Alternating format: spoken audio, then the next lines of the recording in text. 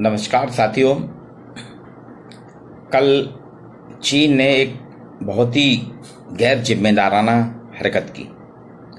China से हम अच्छी तरह से वाकिफ हैं, लेकिन आज जिस स्थिति में पूरा विश्व है, कोरोना संकट में पूरा देश व्यथित है, पूरा विश्व व्यथित है, इवन चाइना भी है, चाइना में खत्म नहीं हुआ, दोबारा फिर से आया।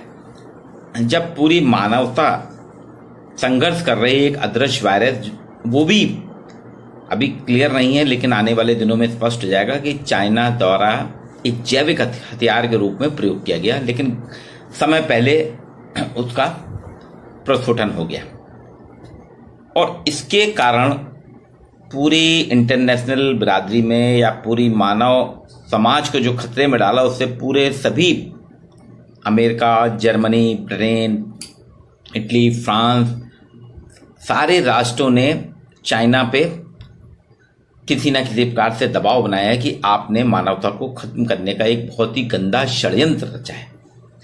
इस सब से बचने के लिए, क्योंकि किसी के सामने चाइना आज मुंह दिखाने लायक नहीं रहा, तो चीनी सरकार जो है वो कहीं ना कहीं किसी न किसी प्रकार के कुछ ना कुछ अपने हथकंडे अपना रही है।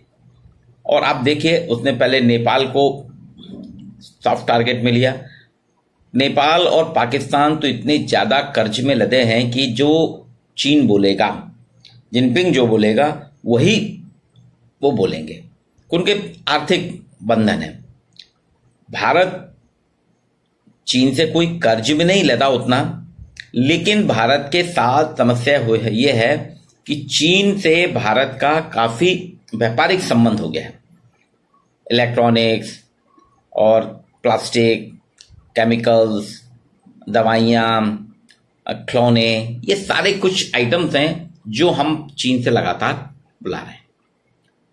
और उसी का फायदा उठाते हुए चीन ने सोचा कि हम इस कोरोना काल में अगर गलवान घाटी में, लद्दाख की जो गलवान घाटी है, इसमें जो झील है, पानी है, एक्चुअल में झगड़ा क्या है पानी का, वो वहां की झील को कब्जा करना चाहता है चीन।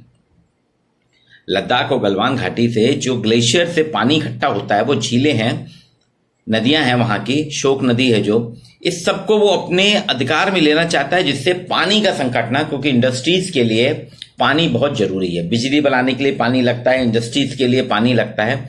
ये पानी की कमी चाइना में होने लगी, चीन में पानी की कमी हो रही है, चीन में उतना पानी नहीं है। तो वो सोच रहा है कि ये जो ग्लेशियर जो पिघल के नदियों में आते हैं, इस पानी पे हम अपना आधिपत्य जमा ले।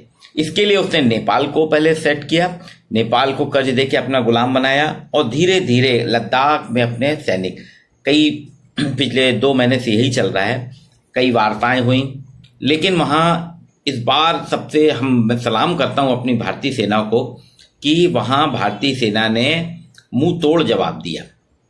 और आप देखिए, कल चीन ने जो शर्मनाक नापाक हरकत की है, उसमें हमारे 20 सेना के जवान शहीद हुए हैं, लेकिन सेना के जवानों ने मुंह तोड़ जवाब देते उनके 43 मतलब दुगने से ज्यादा जवानों को खत्म कर दिया। दूसरी चीज, आज सबसे बड़ा संकट यह है कि चाइना की जो अर्थव्यवस्था है, चाइनीज जो है, मैं पढ़ रहा था, पेपर में भी दिया है कि चीन की अर्थव्यवस्था 14 खरब की है, 14 खरब, 14 ट्रिलियन, और भारत जो है अभी 2.7 खरब वाली डॉलर वाली, ये डॉलर में है, अर्थव्यवस्था में है, और चाइना 14 खरब डॉलर में। तो हम देख सकते हैं कि काफी लंबा गैप है, लेकिन ये गैप ऐसा नहीं है कि बढ़ता ही जाएगा, इस गैप को हम कम कर सकते हैं। और सैनिक दृष्टि से या सामरिक दृष्टि से बहुत ज्यादा अंतर नहीं है। विश्व की 5 जो प्रमुख सैन्य शक्तियां हैं, अमेरिका, चीन, भारत, जर्मनी और ब्रिटेन, ये 5 प्रमुख सैन्य शक्तियां हैं, इसमें भारत का भी नाम है। तो चीन ये जानता है कि लड़ाई में भारतीय सैनिकों से हम जीत नहीं सकते, और कल हुआ भी, तुमने 20 मारे, भारतीय सेना ने पुरजोर अटैक करके 43 चीनी सैनिकों को खत्म कर दिया। तो आज हम सबको यहाँ पे मैं मध्यांचल सोशलॉजिकल सोसाइटी की तरफ से आप सभी से मैं आह्वान करता हूँ कि हम थोड़ा संयम रखें, हिम्मत रखें और इस मुश्किल घड़ी में किसी भी प्रकार के अनर्गल प्रलाप में ना आए।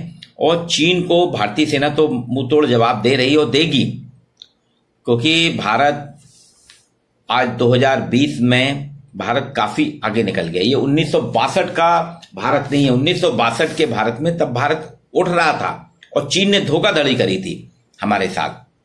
पर आज जो है ऐसा नहीं है। आज हम सक्षम हैं, देर है लेकिन हम आज पर्याप्त सैन्य बल है हमारे साथ और चीन को मुंहतोड़ जवाब दिया जाएगा। दूसरी चीज, हम प्रयास करें छोटे छोटे सामान।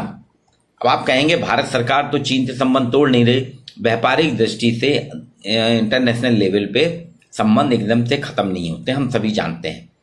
चीनी सामान जो है उसके लिए जो अभी प्रधानमंत्री जी ने भी कहा था, वोकल फॉर लोकल, हम लोकल स्तर पे भी लेना शुरू करें। अब जैसे ये पेन है, देखिए ये चाइनीज पेन है, ये सस्ता मिलता है लेकिन हमारे यहाँ की कंपनियां भी बनाती हैं, थोड़ा महंगा है। हम 1 रुपए की जगह 5 रुपए कर लें, रिफिल डलवा लें। ये क्या आता है, 2 रुपए का पेन आता है, हम इसको लेते हैं। पर आप सोचिए 2 रुपए के पेन को यूज एंड थ्रो, इसमें रिफिल नहीं डलती है, हम फेंक देते हैं। ऐसे अगर मैंने महीने में 10 पेन लिए तो 20 रुपए के हुए, और वहीं 5 रुपए का पेन लेंगे हम तो 2 रुपए की रिफिल डालेंगे तो आप देखिए लंबे समय चलेगा। तो कहीं ना कहीं है, तो हमको ये लोकल प्रोडक्ट पे ही ज्यादा ध्यान देना है।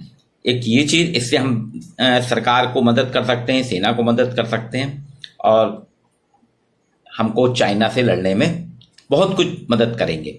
मैं मध्यांचल सोशलॉजिकल सोसाइटी के सचिव, कल जो हमारे 20 जवान शहीद हुए हैं, 20 सैनिकों को जो उनकी शहादत हुई है, चीन ने कायर तरीके से उनको मारा है, उनके लिए मैं आज 2 मिनट का मौन धारण कर रहा हूं और मध्यांचल सोशलॉजिकल सोसाइटी की तरफ से हमारे वीर जवानों को, उनके परिवारों को ये दारुण दुख सहने की ईश्वर से प्रार्थना करता हूं और मैं चाहता हूं कि हमारी सेना इसी तरह से स्ट्रांग रहे।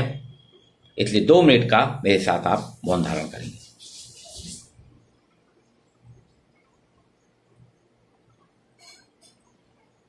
ओम शांति शांति शांति।